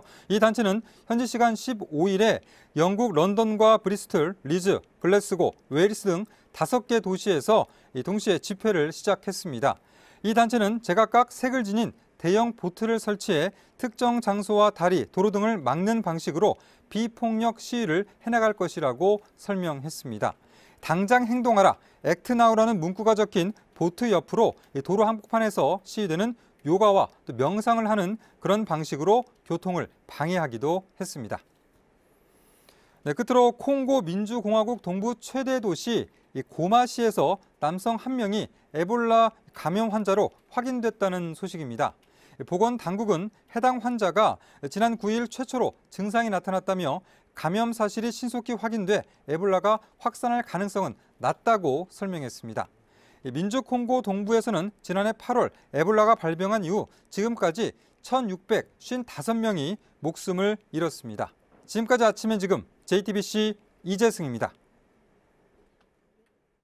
황교안 자유한국당 대표가 문재인 대통령과 5당 대표의 회담을 전격 제안했습니다. 여야는 오는 18일 문 대통령을 만나서 주요 현안을 논의하는 것으로 잠정 합의했습니다. 이런 가운데 자유한국당과 바른미래당은 정경두 국방부 장관 해임 건의안을 어제 국회에 제출했습니다. 문재인 대통령은 오늘 윤석열 검찰총장 임명안을 제거할 가능성이 있습니다. 정치권 이슈들 최창렬 용인대 교수와 자세하게 짚어보겠습니다. 안녕하십니까? 안녕하세요. 예. 네. 황교안 자유한국당 대표, 그동안에 문재인 대통령과 1대1 만남을 계속해서 요구하지 않았습니까? 그렇죠. 예. 입장을 바꿨는데 왜 그랬을까요?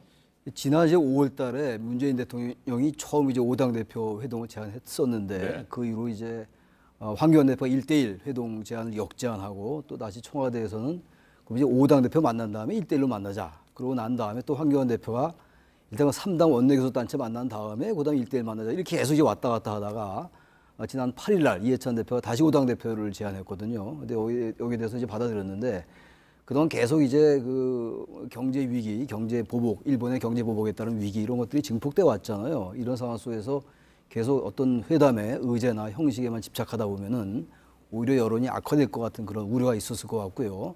또 하나 문제는 오히려 이제 1대1 회담을 그리고 아니더라도 어떤 의제와 형식에 구애받지 않겠다 이런 걸 하면은 어떤 현재의 황교안 대표가 당내에서 여러 가지 갈등에 직면해 있거든요. 일단 설화라든지 그리고 상임위원장 배부 문제로 인한 갈등 같은 거, 또 친박 인사로 지나치게 당내 인사가 편중되는 거 이런 것들로 인해서 당내 리더십의 위기가 대두되고 있는데 아마 이런 것들 극복하겠다는 이런 정치적 의도도 깔려 있는 것이 아니냐 이렇게 보여집니다. 예. 네, 오는 18일에 그래서 여야 5당 대표와 문재인 대통령이 만나게 된다면 어떤 현안들이 논의가 될 수 있을까요? 아무래도 지금 이제 일본의 수출 규제, 경제 그 보복이 이제 주된 주제가 될 것 같긴 합니다. 근데 또 야당은 남북미 그 이제 판문점 회동에 대해서도 비판적인 입장이라서 아마 그런 부분들도 회동의 이제 의제로 있을 수가 있을 것 같고요. 아무리 이제 그런 쪽의 주제를 맞춘다 하더라도 최근에 정치적인 현안 이런 것들이 완전히 배제되기 좀 어려울 것 같아요. 최근에 한국당이 그 이제 윤석열 후보자 이제 임명 문제도 거론하고 있고 또 그밖에 뭐 이제 북한 목선 어왕 그 이제 귀순 문제라든지 이런 것들 그리고 최근에 이제 해군 2함대 그 거동 수상자 은폐 조작 의혹 같은 거 이런 것들에 대한 얘기도 나올 수 있을 것 같고 거기에 따라서 아마 이제 외교 라인 또 국방 라인의 교체 이런 것들도 건의할 수 있을 것 같긴 합니다. 근데 청와대가 이제 이런 것들을 받아들이지는 않겠습니다만 어쨌든 국정에 관련돼서 쟁점이 됐던 것들이 폭넓게 이제 논의될 가능성이 있다고 봅니다. 네, 앞서 자유한국당과 바른미래당 어제입니다. 정경두 국방부 장관 해임 건의안을 예정대로 제출을 했습니다. 이건 어떻게 보십니까? 글쎄요, 지금 이제 그 어떤 안보의 위기가 이제 안보 특히 이제 경계 소홀 이런 것들이 문제가 많이 됐기 때문에 제1야당 그리고 이제 야당으로서는 해임 건의안 제출할 수 있다고 봐요. 비판적인 입장일 수가 있는데 이제 문제는 이러한 부분들로 해서 국방부 장관이 해임될 수 있는 건이냐는 별개의 문제인 것 같아요. 이게 지휘관 문책을 넘어서 내각의 장관을 해임하는 문제이기 때문에 이거는 단순하게 군의 기강회의와 연결시킬 문제는 또 아닌 것 같고 그래서 이건 여와 야의 입장이 첨예하게 갈리는 부분인 것 같습니다. 그래서 아마 이제 개각이 있을 거잖아요. 중폭적인 개각이 있을 텐데 만약에 국방부 장관에게 그런 책임을 묻는다 하더라도 해임 건의를 받아들이는 형태로 가지는 않을 것 같아요. 그리고 특히 이제 정경두 장관이 취임한 지가 10개월밖에 안 됐거든요. 비교적 짧습니다. 이제 재임한 기간이. 그래서 네. 저는 국방부 장관 해임이 이제 받아들여지지 않을 것 같은데 어쨌든 야당으로서는 이 부분을 계속 주장할 것 같습니다. 네. 윤석열 검찰총장 후보자에 대한 국회 인사청문 경과 보고서 재송부를 요구했는데 그 시한이 어제까지였습니다. 어제까지 청와대에 도착하지 않았고요. 그렇습니다. 이러면 오늘 문재인 대통령이 임명안을 제거할 가능성이 높다는 얘기들이 나옵니다. 아마 어떻게 오늘 전망하세요? 제가 할 것 같습니다. 네. 제가 하고 아마 임명장 수요 임명은 아마 이제 청와대 회동이 끝난 다음에 하지 않을까 이렇게 보여지거든요. 만약에 제가 하고 임명장까지 수여하고 이렇게 되면 야당은 더 자극할 수가 있으니까. 근데 어쨌든 지금 이제 만에 하나 이제 18 정도 청와대 여야 회동이 이제 예정돼 있는 것 같은데 이제 그 문제를 가지고 또 야당이 한국당이 문제를 삼을 가능성이 네. 있는데 아마 지금 다시 또 윤석열 후보자의 임명을 제가 한 걸 가지고 문제를 삼는다면은 황교안 대표가 생각했던 국면을 좀 전환하겠다 이러한 것들과 좀 어그러지기 때문에 저는 그런 변수 때문에 청와대 회동이 불발될 가능성은 상대적으로 낮다 이렇게 생각을 합니다. 네. 앞서 얘기를 나눴던 정경두 국방부 장관 해임 건의안 그리고 윤석열 검찰총장 후보자의 임명안 제가 네. 이런 부분들의 갈등 요소가 여전히 남아있는 상황인데 18일에 실제로 여야 5당 대표와 문재인 대통령이 만나게 된다면 뭐 상당 부분 그런 갈등의 요소들이 해소될 가능성이 있습니까?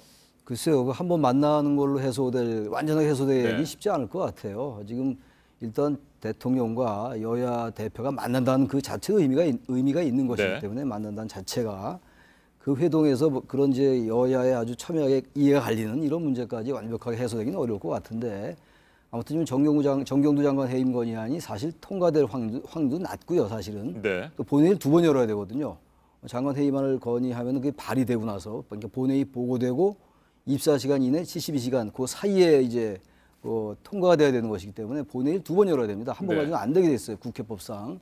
근데 지금 이제 여당은 2번 열 수 없다. 이제 19일 날 하루 열어서 추경을 처리하자는 것이기 때문에 또 한국당은 18일, 19일 이틀 열어서 법안도 통과시키고 정경두 장관 해임 건의안도 이제 처리하고 이러자는 네. 얘기인데 그게 지금 여당과 한국당의 생각이 다르기 때문에 그 부분이 또 어떻게 될지 또 하나의 중요한 변수일 것 같습니다. 네. 끝으로 한 가지만 짧게 살펴보죠.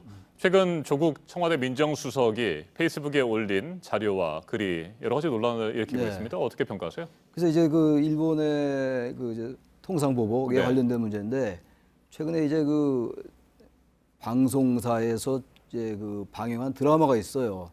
그 드라마에 나오는 이제 노래가 나오고 이랬는데 그게 그 드라마가 동학농민혁명을 주제로 한 건데 네. 지금 물론 우리와 일본 간에 여러 가지 첨예한 문제가 있습니다만 동학농민혁명까지 거론되는 것은 일본을 더 자극할 수가 있거든요. 저는 그래서 조국 수석의 의도는 뭐 선의로 해석할 수가 있지만 그런 것들은 좀 이제 신중하게 할 필요는 있을 것 같아요. 일본을 지나치게 자극시키는 거는 지금 우리가 일본에 여러 가지 이제 대책을 강구하고 있는데 네. 그런 부분에도 썩 도움이 되지 않을 것 같습니다. 조금 신중할 필요가 있을 것 같아요. 알겠습니다. 지금까지 최창렬 용인대 교수였습니다. 말씀 잘 네, 들었습니다. 고맙습니다.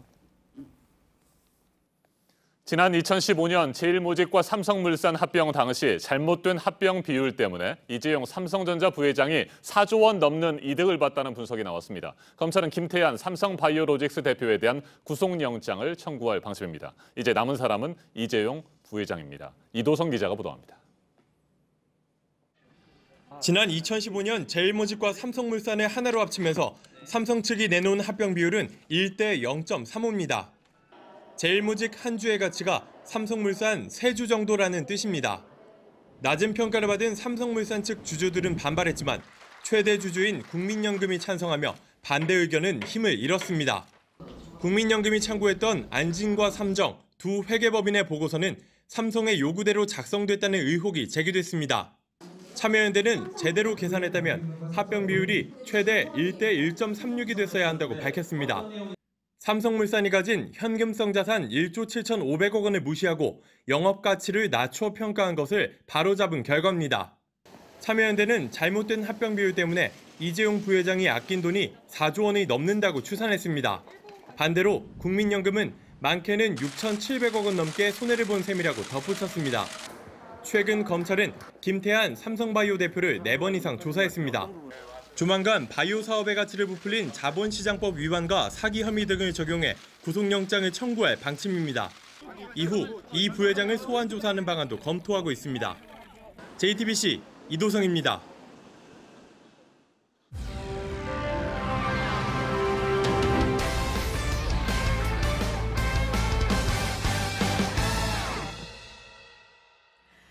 한국은행 이주열 총재가 경제 상황 변화에 따라서 적절하게 대응을 하겠다고 말을 하면서 기준금리 인하에 대한 전망들이 지금 나오고 있습니다. 이달일지 다음 달일지 이번 한 번인지 올해 안에 한 번 더 있을지 여러 예측이 있는데요. 우리 실생활과 가장 가까운 정보가 아닐 수 없습니다. 정철진 경제평론가에게 자세한 얘기 들어보도록 하겠습니다. 이달이냐 다음 달이냐. 근데 일단 이달 가능성 조금 낮고 이달에 좀 신호를 줄까요? 다음 달에 할 거라고? 네, 그렇습니다. 현재 두 가지 의견이 굉장히 충돌하고 있는데요. 네. 결과적으로 아마 이달 18일이죠. 내일 모레입니다. 18일 날 경제 성장률을 하향 조정한 다음에 굉장히 앞으로 금리 인하하겠다는 시그널을 줄 것 같습니다. 그리고 이달 말, 7월 말에 미국의 FOMC, 미국의 금리 결정이 있거든요. 그래서 미국이 금리 인하를 하는 것을 보고 네. 아마도 8월에 우리 한국은행이 연이어 금리를 낮출 그럴 가능성이 높아 보이는데요. 네. 현재 뭐 채권 전문가들은 이달에 바로 우리 한국은행도 할 수 있다는 의견도 일부 소수설이긴 하지만 존재합니다. 어쨌든 네. 7월이든 8월이든 기준금리 인하는 이제 코앞에 닥쳤다 이렇게 보시면 되겠습니다. 그러니까 사실 이게 미국 쪽에서 금리 인하를 중앙은행이 하냐 마느냐 좀 불확실성이 있다가 하겠다는 신호를 확실히 보내면서 네. 요즘에 뭐 미국 증시가 많이 오르고 있잖아요. 오늘도 그렇습니다. 뭐 최고치까지 갔다고 하는데 네. 그런 상황들이 이제 반영이 된 거라고 볼 수 있겠죠. 그렇죠. 이제 그동안에 한국은행이 금리 인하에 굉장히 좀 머뭇거렸던 것은 미국과의 금리 역전 때문이었었거든요. 그동안에 우리 한국 경제의 경기를 보더라도 설비 투자를 보더라도 또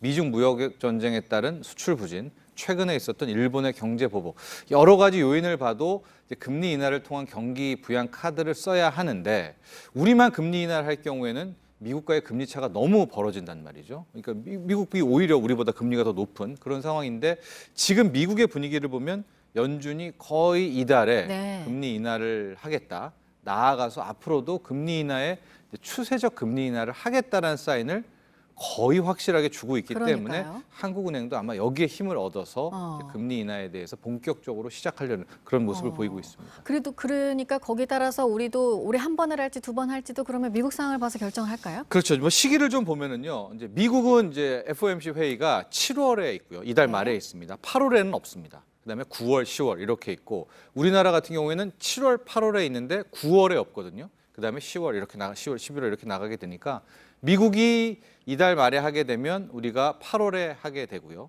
그다음에 이제 미국이 이어서 8월에 하게 될 경우에는 우리가 이제 그걸 보고선 이제 10월에 이렇게 하게 되는, 그러니까 9월에 하게 되면 우리가 10월에 하게 되는. 그래서 이제 1년 2회 정도를 예측하고는 있는데 글쎄요, 뭐 이것은 이제 예측인 것이고 또 하나 변수도 있는 것이요. 아주 극소수설이기는 하지만 보통 우리가 금리를 왜 인하를 하느냐? 경기가 나쁘거나 뭐 주식시장이 굉장히 안 좋거나 이런 상황에 금리를 낮추는 건데 말씀하셨듯이 지금 미국은 오늘 경제 지표도 잘 나왔고요. 주식시장도 연일 사상 최고가란 말이죠. 이런 상황에서 왜 금리 인하를 해야 하느냐라는 의견이 미국에서도 소수설이 나오고 있습니다. 그래서 아마 한국은행 입장에서도 7월 말에 이달 말입니다. 정말 미국 FOMC가 미국 연준이 금리 인하를 하는지를 좀 확인하고 싶어 할 것 같습니다. 네. 이제 기준금리가 그러면은 뭐 이번 달이든 다음 달이든 한국은행도 인하를 한다고 하는데 그러면 당장 우리 생활에는 어떤 영향이 있을 것이냐. 그러니까 쉽게 생각하면은 그러니까 예금금리, 대출금리 이렇게 나눠서 생각하게 돼요. 예금금리 내리고 대출금리 내리고. 뭐 경제 맞습니다. 원론적으로 말씀드리면 예금금리, 대출금리가 다 떨어지죠. 이제 금리를 기준금리를 인하한다는 것은 시중금리도 함께 끌어내리게 되거든요. 그럼 예금금리가 내리면 우리 생활에 어떤 일이 있을까? 사람들이 저축하게 되면 너무 이자가 뭐 쥐꼬리니까 그래서 자연스럽게 주식이든 부동산이든 투자에 나서게 되면서 유동성들이 이쪽으로 빠지게 된다는 게 있고요. 대출금리도 함께 떨어지게 되니까 기존의 대출자 같은 경우에는 대출 이자 부담이 접어들면서 가처분 소득이 늘고 그러면서 소비에 어느 정도 숨통을 트일 수 있겠다. 또 신규 대출 받는 사람도 금리가 낮기 때문에 상대적으로 더 많이 좀 대출을 받으면서 유동성이 풍부해지는 이제 그런 효과 때문에 이 금리 인하가 큰 틀에서 보면 경기 부양에 효과가 있다. 이렇게 이제 얘기하는 게 원론적인 상황인데 지금 우리나라는 약간 좀 딜레마에 빠져 있습니다. 왜냐하면 계속 여기서도 설명해 드렸지만 강력한 대출 규제가 있거든요. 그러니까 기준금리 이렇게 떨어뜨린다고 하더라도 당초 금리 인하가 갖게 되는 뭐 대출을 더 많이 받을래야 받을 수가 없어요.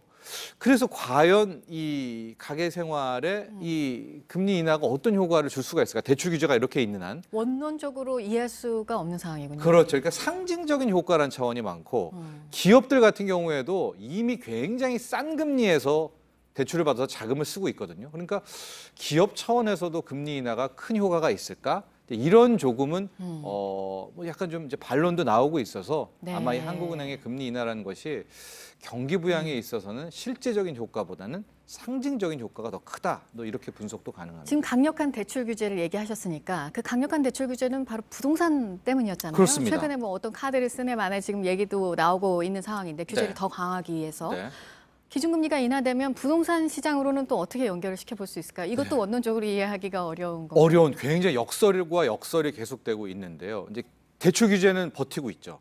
그래서 일반인들은 돈을 빌려서 대출을 받아서 부동산을 사지 못하기 때문에 극심한 거래 절벽이 나오고 있습니다. 그런데 또 하나의 역설적 상황은 뭐냐면 현재 우리나라의 단기 유동성이라고 하죠. 하루 이틀 만에 현금화할 수 있는 돈이 한 1,100조 원 정도가 되거든요. 그러니까 한켠에서는 돈이 없지만 또 다른 한켠에서는 굉장히 많은 돈들을 또 갖고 있는 거예요. 그래서 실질적으로 이번 금리 인하의 이 기대감 때문에 어떤 현상이 나오고 있는가? 이 큰 손들이 강남 재건축, 강남의 대형 평수, 고가 주택에는 이미 몰려들고 있거든요. 그래서 굉장히 기본적으로 지금 주택 시장도 양극화 현상이 나와서 비싼 아파트, 비싼 집값들은 더 오르고 신고가를 더 경신하고 있고 이 사람들은 이제 대출 없이도 집을 사는 그런 수요거든요. 기본적으로 실수요자 같은 경우에는 이제 금리 인하에도 불구하고 강력한 대출 규제 때문에 쉽게 못 덤벼드는 이런 이제 딜레마가 있는데 그럼에도 불구하고 저는 정부가 이 대출 규제를 풀 것이냐 그럴 것 같지는 않거든요. 네. 왜냐하면 여기서 대출 규제 푼다면 부동산 잡겠다는 그런 원론적인 문재인 정부의 핵심 정책이 무너지기 때문에 이게 굉장히 큰 기준금리 또 대출금리의 딜레마다 이렇게 볼 수 있겠습니다. 알겠습니다. 다음 달에는 한국은행이 기준금리를 내릴 거란 얘기가 있어서 좀 미리 전망을 해봤습니다. 정철진 경제평론가였습니다. 고맙습니다. 네, 국보급 문화재인 훈민정음 해례본 상주본의 소유권이 국가에 있다는 대법원 판결이 나왔습니다. 지금 한 개인이 가지고 있는 걸 강제로 국가가 돌려받을 수 있다는 건데 소장자는 하지만 1,000억을 받아도 내놓지 않겠다고 하고 있습니다. 이 상주본이 어디에 있는지도 말하지 않고 있습니다. 강나현 기자입니다. 2008년까지만 해도 한글을 만든 원리를 적어놓은 훈민정음 해례본은 하나만 남아있는 줄 알았습니다. 1940년부터 간송 전영필 선생이 보존해온 간송본이 그것입니다. 그러나 11년 전 경북 상주에 사는 베이키 씨가 이 책을 갖고 있다고 주장하며 이른바 상주본의 존재가 알려졌습니다. 골동품 가게에서 30만 원어치 옛날 책을 사다 이 책도 챙겨온 배 씨는 책을 돌려달라는 가게 주인 조 씨와 소송을 벌였는데 그땐 조 씨 것이라는 최종 판결이 났습니다. 하지만 이듬해인 2012년 조 씨가 국가에 소유권을 주겠다고 한 뒤 세상을 떠났고 이후 문화재청과 배 씨의 법적 다툼으로 이어졌습니다. 배 씨가 상주본을 돌려주지 않겠다며 소송을 냈기 때문입니다. 1,000억을 받는다 해도 주고 싶은 생각이 사실 없습니다. 대법원은 문화재청이 이 상주본을 강제 회수할 수 있다고 최종 판결을 내렸습니다. 상주본이 배 씨 개인 것이 아니라 국가 것이라 인정한 겁니다. 강제 회수를 할 수 있게 됐지만 배 씨가 상주본의 위치를 밝히지 않아 돌려받기까진 시간이 걸릴 것으로 보입니다. 문화재청은 일단 배 씨가 스스로 반납하도록 계속 설득하겠다고 밝혔습니다. JTBC 강나현입니다. 여자축구 WK리그에서 인천 현대제철이 11경기 무패 행진을 이어갔습니다. 현대제철은 어제 인천 남동 경기장에서 열린 홈경기에서 상무를 상대로 5대1 승리를 거뒀습니다. 11경기 연속 무패로 선두 자리를 굳건히 지켰습니다. 반면 창녕 WFC는 득점 없이 무승부로 끝나 개막 11경기 연속 무승이라는 부진에서 벗어나지 못했습니다. 스켈레톤 금메달리스트인 윤성빈이 올해와 내년에도 국가대표로 사실상 확정됐습니다. 대한봅슬레이 스켈레톤 경기연맹은 최근 열린 2019-2020 시즌 봅슬레이 스켈레톤 국가대표 선발전에서 윤성빈 등 기존 대표팀 선수들이 우수한 성적을 거뒀다고 밝혔습니다. 연맹 관계자는 이사회의 최종 승인 등 절차가 남아있지만 특별한 일이 없으면 선발전 성적대로 국가대표를 꾸린다고 설명했습니다.